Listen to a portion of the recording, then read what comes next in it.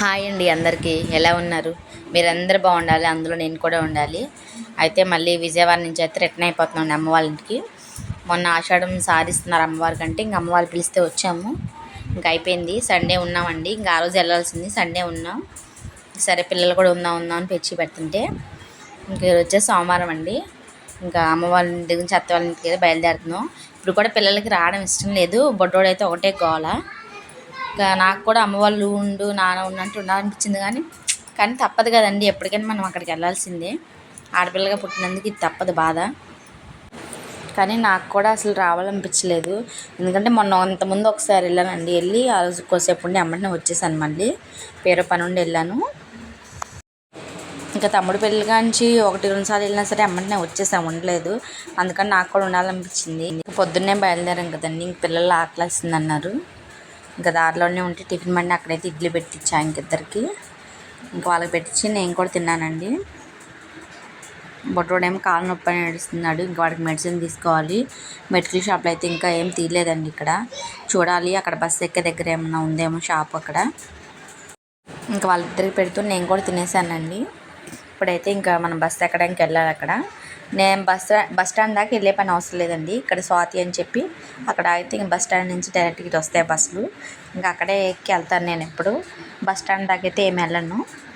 ఇంకా టిఫిన్ చేసేసి బయలుదేరాలి. ఇంక బొడ్డోళ్ళు ట్యాబ్లెట్స్ తీసుకొని.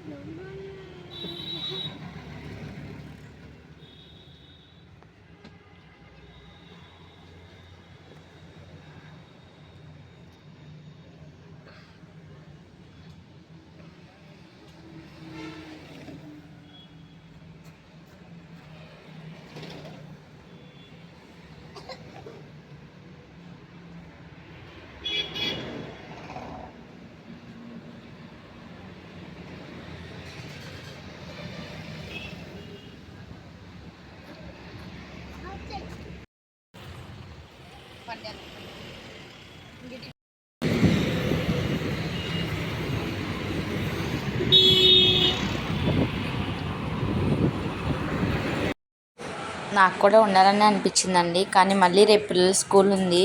ఇంక ఈరోజు కనుక నేను వాళ్ళు ఏడుస్తున్నారని చెప్పి అట్లా ఉండిపోతే రేపు కూడా ఇంక అదే పేచి పెడతారు వాళ్ళు. ఇంకా మళ్ళీ దానివల్ల నేను కూడా తిట్లు తినాల్సి ఉంటుంది. అందుకని చెప్పి వెళ్ళిపోయాం. బస్ కోసం అయితే చూస్తున్నామండి. 2 బస్సులు వచ్చినాయి కానీ అసలు ఖాళీ లేవు. ఇంక పిల్లలతో ఇబ్బంది అని చెప్పి ఎక్కలేదు. 1 గంట వెయిట్ చేసామండి ఈరోజు బస్ కోసం. అయితే నిజంగా వాళ్ళు వెళ్ళొద్దు అని చెప్పినందుకు, లేదు నేను వెళ్తా అని వచ్చినందుకు వాళ్ళు వద్దన్నా. నిజంగా ఈరోజు చాలా లేట్ అయిపోయింది. అసలు ఎప్పుడు ఉండలేదండి, దాదాపు 1.5 సేపు వెయిట్ చేశాను నేను బస్ కోసం. నేను ఇన్నిసార్లు విజయవాడ వెళ్ళొచ్చాను కానీ ఎప్పుడు అంతసేపు వెయిట్ చేయాలి బస్ కోసం. అయితే ఒకళ్ళు వచ్చినా కూడా ఖాళీ లేవండి. అసలు పోనీ ఎక్కుదా ఉన్నా కూడా అస్సలు ఖాళీ లేవు. ఇంకా పిల్లలతో ఇబ్బంది అని చెప్పి ఎక్కలేదు. దాంతో నాకు కొంచెం బస్ కూడా పడదండి, వామిటింగ్స్ అవుతాయి. మళ్ళీ పిల్లలు ఇబ్బంది పడతారు.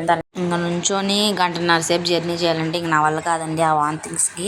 ఇంక పిల్లలు ఉన్నారు కదా, మళ్ళీ వాళ్ళు కూడా ఇబ్బంది పడతారని చెప్పి కొంచెం లేట్ అయినా పర్లేదని ఇంకా బస్ ఖాళీ ఉన్నాక ఎక్కాము. ఈరోజు బస్ ఎక్కినప్పుడు ఒక సంఘటన అయితే ఎదురైందండి. నిజంగా చాలా హ్యాపీగా అనిపించింది చూసినందుకు. అదేంటంటే ఒక ముసలామె బాగా ముసలిగా ఉందామా. ఆమె బట్టలు అన్నీ కూడా ఏం బాగాలేదు, బట్టల బ్యాగ్ అయితే ఒకటి ఉంది. ఇంకా డబ్బులు కూడా లేవంటే ఉన్న డబ్బులతో అయితే బస్సు ఎక్కిందంట ఆమె. ఇంకా ఆమె బట్టలు అవన్నీ కూడా ఏం బాగాలేదు, అసలు వాసన వస్తుంది బాగా విపరీతంగా వాసన. అసలు బట్టలు ఆమె అసలు బాగాలేదండి. ఆమె పక్కన ఒక అమ్మాయి అయితే కూర్చుంది, చదువుకునే అమ్మాయి, కాలేజ్ అంట తనకి. గొల్లపూడి దగ్గర అయితే తను దిగింది. ఆ ముసలాం స్టోరీ చెప్తుందండి. అమ్మాయికి చెప్తుంటే నిజంగా అంత ఓపికగా వినిందో. వాళ్ళ కోడళ్ళ సంగతి చెప్తుంటుంటే, మా కోడలు ఇట్లా చేసి కొట్టిద్ది, నన్ను చూడదు, అన్నం అది పెట్టదు, నాకు ఎవరు లేరు అని చెప్తుంటే నిజంగా చాలా బాధ అనిపించింది. ఈ వయసులో వాళ్ళకి ఏంటా అని చెప్పి. కానీ ఆ అమ్మాయి అక్కడి నుంచి చెప్తూనే ఉన్నా కూడా చాలా భలే విందండి. నాకు అదే విచిత్రంగా ఉంది.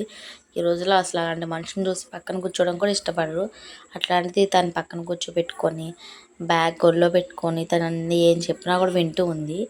అయితే ఇంకా తనకి టిఫిన్ కూడా చేయలేదంటండి. పాపం తను ఏం చేసిందంటే ఫస్ట్ ఒక 20 రూపాయలు అయితే ఇచ్చింది తనకి, ఆ మామగారికి టిఫిన్ చేయని చెప్పి. తర్వాత 90-85 రూపాయలు ఉన్నాయండి సంథింగ్ తన దగ్గర. ఆ ఉన్నాయి కూడా ఇచ్చి బ్యాగ్లో దాచిపెట్టుకో అంటే మా కోడలు తీసేసుకుంటే చూస్తే అని చెప్తుంది. అయితే ఏం కాదు మా అమ్మ, తీసుకొని దాచిపెట్టుకో, ఛార్జీకి డబ్బులు లేవంటున్నావు కదా అని ఈ డబ్బులు అయితే ఇచ్చిందండి. మళ్ళీ ఇచ్చాక ఒక నిమిషం ఏమో అంతే మళ్ళీ మాట్లాడింది. మరి ఏమనుకుందేమో తెలీదు. నేను ఇంక అక్కడే నుంచున్నా ఎదురుగా. అయితే నన్ను అడిగిందండి, ఫోన్పే ఉందా మీకని చెప్పి. ఉందని చెప్పాను నేను. ఇంకా ఫోన్పే ఉందని అయితే చెప్పాను. అయితే ఒక 100 ఫోన్పే చేస్తా, కొంచెం చేంజ్ ఉంటే ఇవ్వనని చెప్పింది.